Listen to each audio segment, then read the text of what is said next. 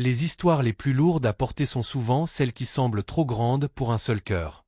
Céline Dion, dont la voix a autrefois fait vibrer des stades entiers, a traversé des tragédies et des victoires qui dépassent l'entendement. Derrière les projecteurs, les applaudissements et les scènes somptueuses se cache une femme qui a bâti un empire musical valant des centaines de millions de dollars, mais à quel prix? Ses sacrifices, marqués par des cicatrices invisibles, ne peuvent être effacés par la richesse ou la gloire.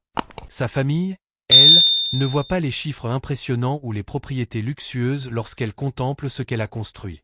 Il voit une mère, une veuve, une survivante, qui a payé un tribut immense en santé, en amour et en douleur pour atteindre les sommets. De la pauvreté à Charlemagne, au Québec, à la célébrité mondiale, l'histoire de Céline Dion est celle d'une résilience hors du commun, d'une voix qui a transcendé les frontières et d'un cœur qui n'a jamais cessé de se battre.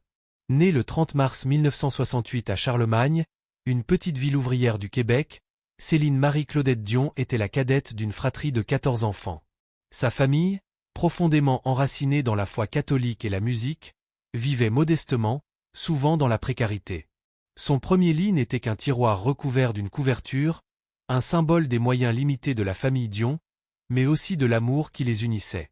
Les vêtements d'occasion, les hivers rigoureux dans une maison aux murs fragiles et les soirées où la faim persistait étaient monnaie courante.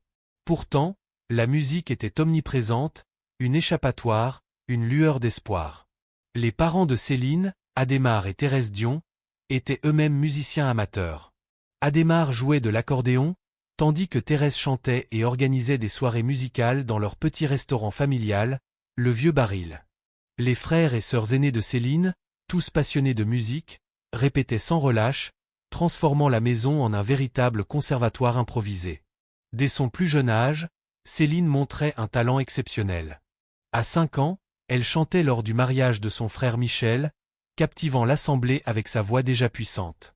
À 12 ans, avec l'aide de sa mère et de son frère Jacques, elle compose sa première chanson, Ce n'était qu'un rêve.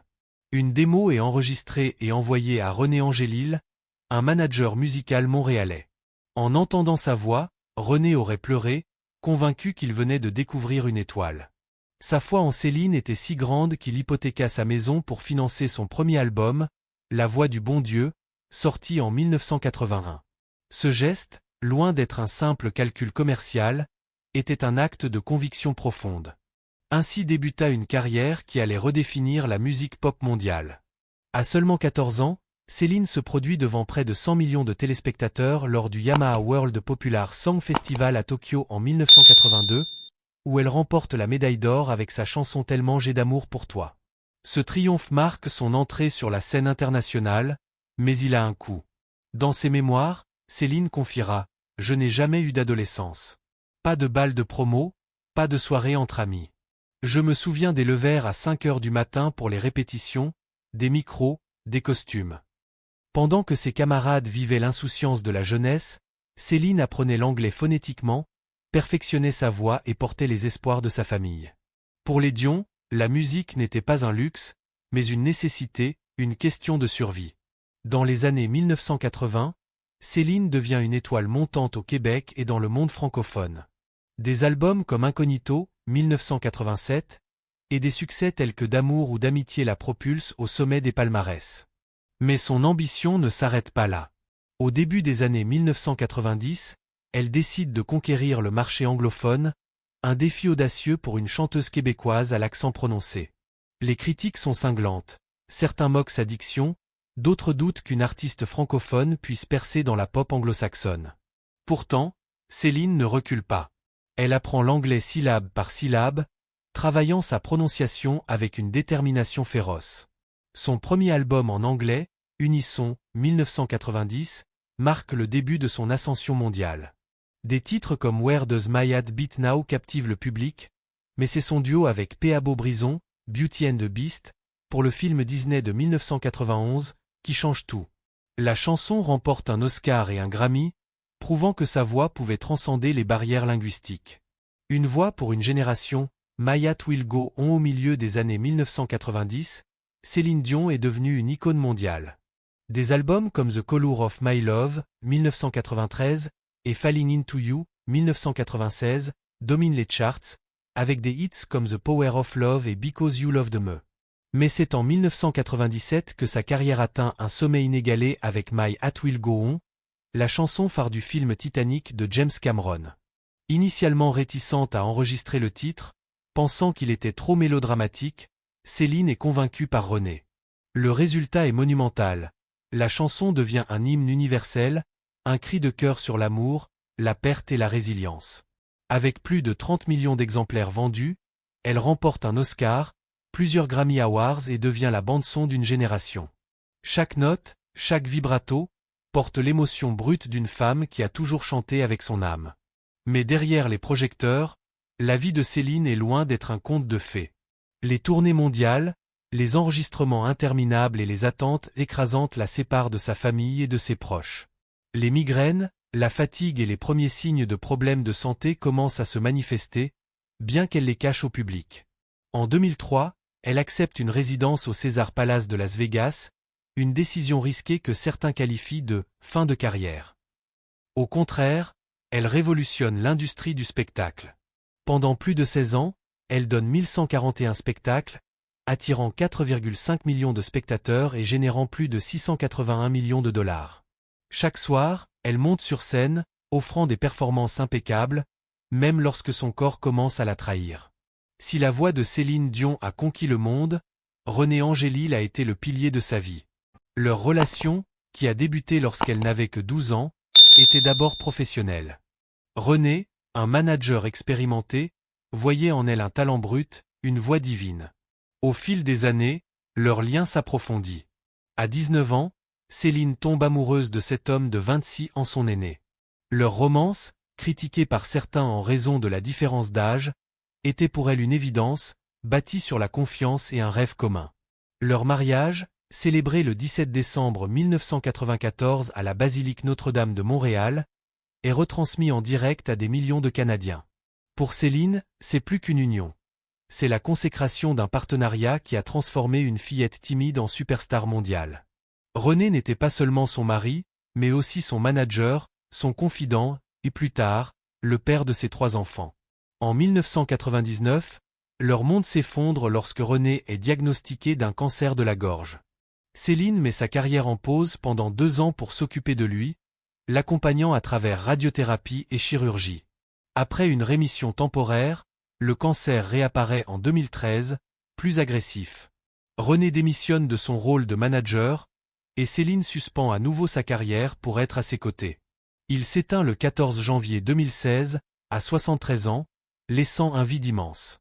2 jours plus tard, le frère aîné de Céline, Daniel, succombe à un cancer à l'âge de 59 ans. En l'espace de 48 heures, Céline perd 2 des figures les plus importantes de sa vie.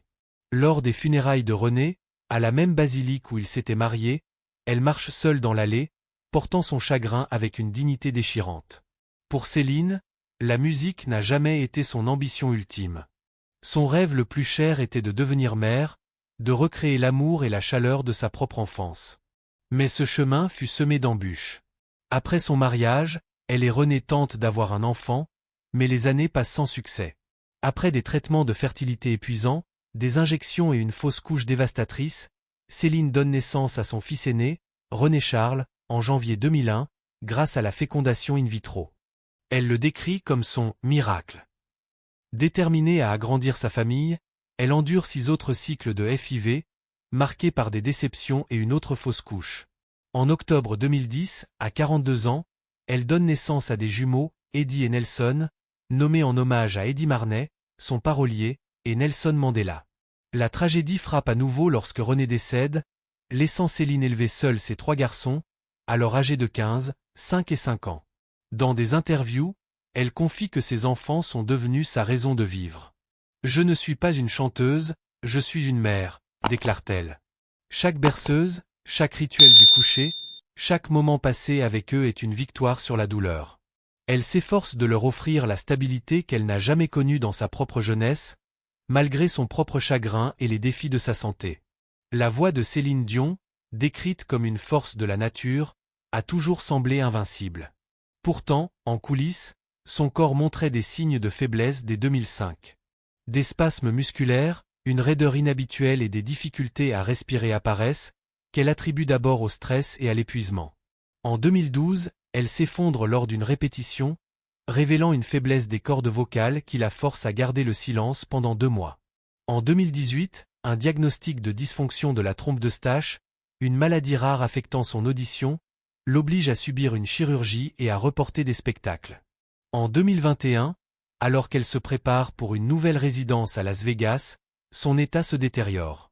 Les spasmes musculaires deviennent insupportables, l'empêchant de marcher ou de chanter. En décembre 2022, elle révèle publiquement son diagnostic, le syndrome de la personne raide, SPR, une maladie neurologique et auto-immune rare touchant une personne sur 1 million. Cette condition provoque une raideur musculaire extrême et des spasmes invalidants, rendant les performances impossibles. Dans une vidéo émouvante, Céline s'adresse à ses fans, la voix tremblante, « Cela affecte tous les aspects de ma vie quotidienne. Je ne suis pas assez forte pour monter sur scène. » Elle annule sa tournée mondiale, brisant le cœur de millions de fans. Pourtant, son esprit reste indomptable. « Je marcherai si je ne peux pas courir. Je ramperai si je ne peux pas marcher. Mais je ne m'arrêterai pas, promet-elle. » Elle suit des thérapies intensives, réapprend à bouger et à chanter, déterminée à ne pas laisser la maladie définir son héritage. En 2024, elle fait une apparition émouvante aux Grammy Awards, recevant une ovation debout, et chante aux Jeux Olympiques de Paris, prouvant que sa voix, bien que fragilisée, reste un symbole de résilience. L'héritage de Céline Dion est monumental. Avec plus de 250 millions d'albums vendus, 5 Grammy Awards, 2 Oscars et des résidences à Las Vegas qui ont redéfini le spectacle vivant, sa fortune est estimée à 800 millions de dollars. Elle possède des propriétés somptueuses, comme un domaine de 72 millions de dollars en Floride, un château français de 25 millions au Québec et un manoir de 45 millions au Nevada, où elle vit avec ses enfants. Son garage abrite une Cadillac Escalade, une Mercedes-Benz 350 et une Maybach 62, et elle a autrefois possédé un jet privé Bombardier Global Express de 42 millions de dollars. Mais pour Céline et sa famille, cette richesse matérielle n'est qu'une facette de son histoire. Chaque dollar représente une nuit sans sommeil, un spectacle donné malgré la douleur, une tournée menée après la perte de René. Ses enfants ne voient pas les chiffres, mais une mère qui a lutté contre la maladie, surmonté le deuil et persévéré pour leur offrir un avenir. Son engagement philanthropique, souvent discret, reflète aussi son humanité. Elle a soutenu des hôpitaux pour enfants, des organisations de lutte contre le cancer et des initiatives pour les familles défavorisées au Québec. Céline Dion n'est pas seulement une chanteuse, mais un symbole de persévérance. Sa voix a accompagné des millions de personnes dans leur joie et leur peine, ses chansons comme My Heart Will Go On, It's All Coming Back to Metro Now et I'm Alive résonnant comme des hymnes à la vie. Elle a sacrifié son adolescence, sa santé et des années de sa vie personnelle pour offrir au monde un peu plus d'espoir et d'amour. Aujourd'hui, alors qu'elle se bat contre une maladie rare, elle reste une inspiration, prouvant que la véritable richesse réside dans la capacité à se relever, encore et encore. Quelle chanson de Céline Dion a marqué votre vie? Partagez votre histoire dans les commentaires ci-dessous, et n'oubliez pas de liker et de vous abonner pour découvrir d'autres récits sur les légendes qui ont façonné notre monde.